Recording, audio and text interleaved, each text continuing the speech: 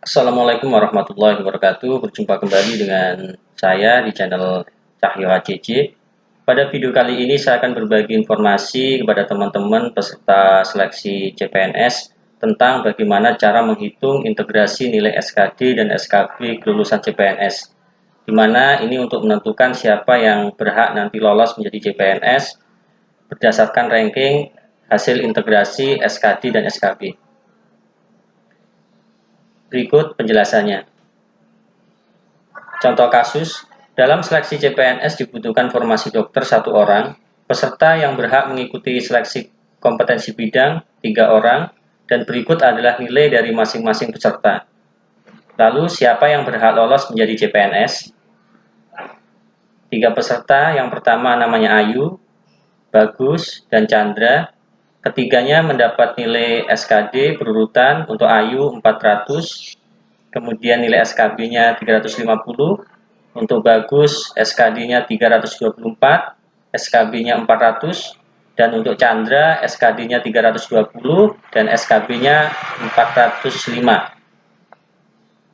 Lalu bagaimana cara menghitungnya? Silakan teman-teman simak video ini.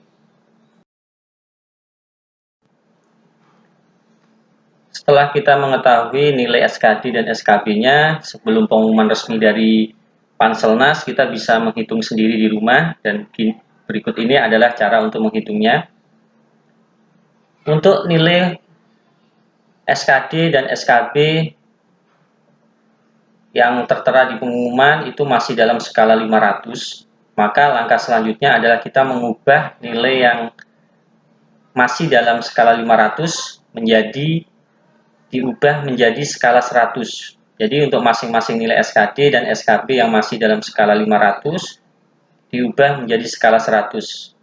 Untuk caranya adalah skor SKD dibagi 500 kalikan 100. Untuk SKB juga sama, skor SKB dibagi 500 kalikan 100.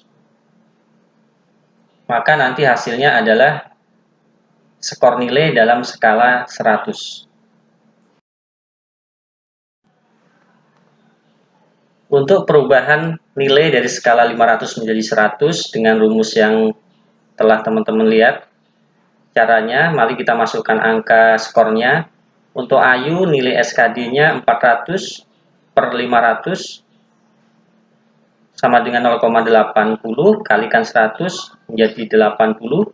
Untuk Bagus nilai SKD 324 dibagi 500 kalikan 100 sama dengan 64,8. Untuk Chandra 320 per 500 sama dengan 0,64 kali 100 menjadi 64. Lalu untuk skor SKB kita hitung dengan rumus yang sama. Untuk Ayu 350 dibagi 500 kalikan 100 sama dengan 70. Untuk Bagus 400 dibagi 500 kalikan 100 sama dengan 80. Untuk Chandra 405 dibagi 500 kalikan 100 sama dengan 81. Ini adalah perubahan skala nilai dari skala 500 menjadi skala 100.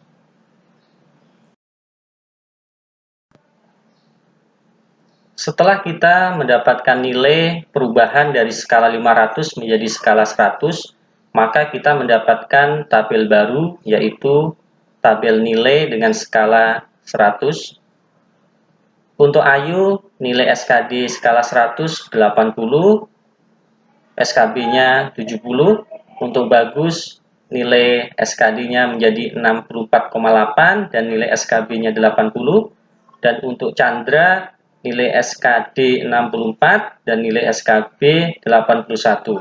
Ini adalah nilai-nilai dari perubahan skala 500 menjadi skala 100.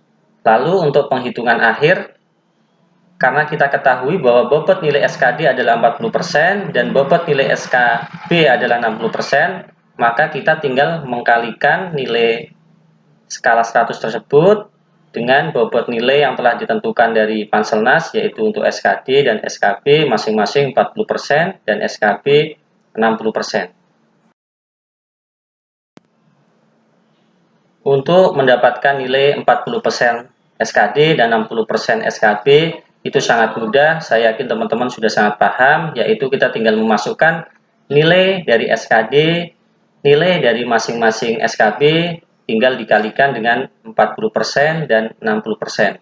Sebagai contoh, untuk Ayu, nilai SKD-nya 80, kalikan 40% menjadi sama dengan 32, dan SKB-nya dari 70 kali 60% sama dengan 42. Begitupun juga dengan Bagus dan Chandra.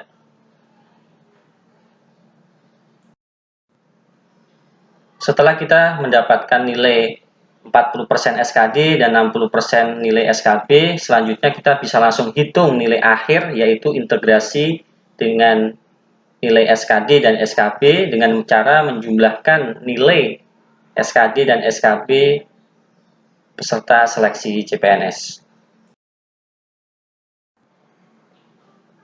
Ini adalah tabel baru, tabel terakhir dari hasil akhir integrasi SKD dan SKB, di mana kita tinggal menjumlahkan nilai 40% SKD dan 60% SKB dari masing-masing peserta seleksi CPNS.